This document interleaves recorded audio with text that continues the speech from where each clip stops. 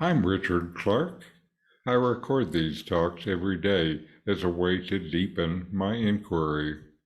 Listen each day and deepen your own practice. Welcome. I'm reviewing and commenting on the book Talks with Sri Ramana Maharshi. Today is from Talk 565, Part 4. Questioner: what is my tattva? Truth. Maharshi: you are yourself the tattva. Is there a different one to know the tattva of another? How can you exist apart from the tattva? The very fact of your existence makes you ask this question. Your very existence is the tattva. Give up the habiliments of the tattva and remain in your essential nature. All the scriptures tell you only not to waste your efforts in non-truth, non-tattva. Give up the non-tattva, then tattva remains always shining, pure, and simple. Questioner: I want to know my tattva and my duties. Maharshi: know your tattva first, and then you may ask what your duties are. You must exist in order to know and do your duties. Realize your existence and then inquire of your duties. The questioner begins by asking Sri Ramana Maharshi, what is my tattva, truth?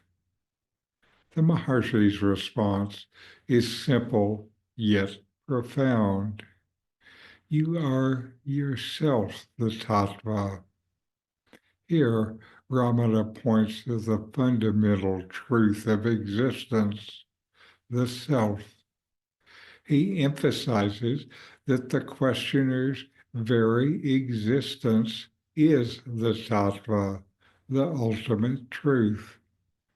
There is no separate truth to seek or discover outside of oneself. The Maharshi asks rhetorically, how can you exist apart from the tattva?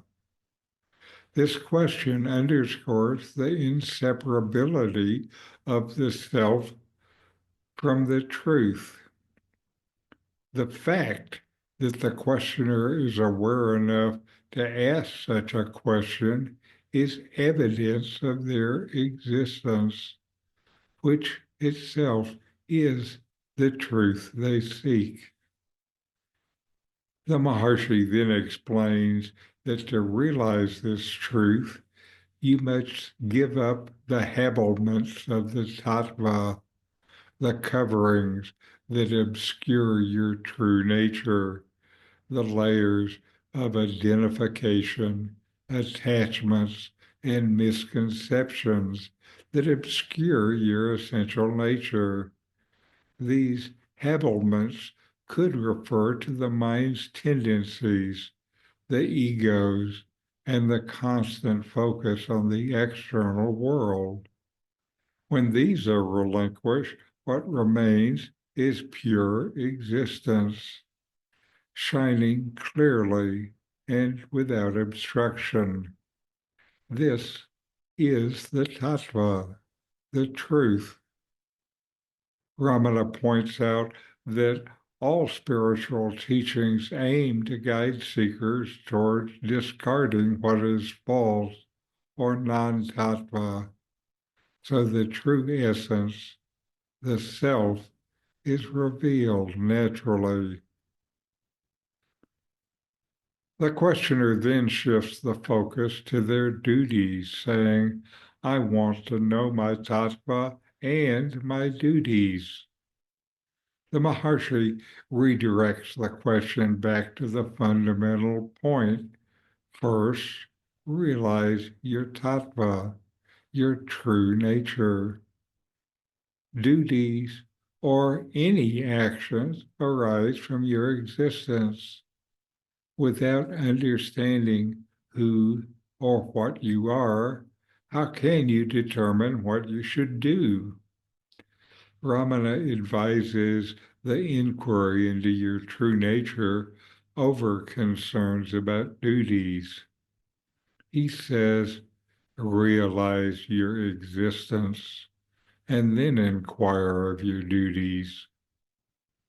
This is not to dismiss duties, but to show that clarity about one's essence naturally brings clarity to how one engages with the world. At its core, Ramana Maharshi's teaching in this dialogue points to self-inquiry as the key. By turning attention inward and realizing the self as pure existence, all questions, including those about duties, are answered. This understanding dissolves the ego's doubts and leads to peace, as the self is always present and complete. So know yourself and be always free and at peace. In 40 Verses on Reality, Ramana Maharshi explains the nature of the self, the ultimate reality, and self-inquiry. My new book, with my comments and inquiry questions, opens these teachings up and brings them into your practice and experience.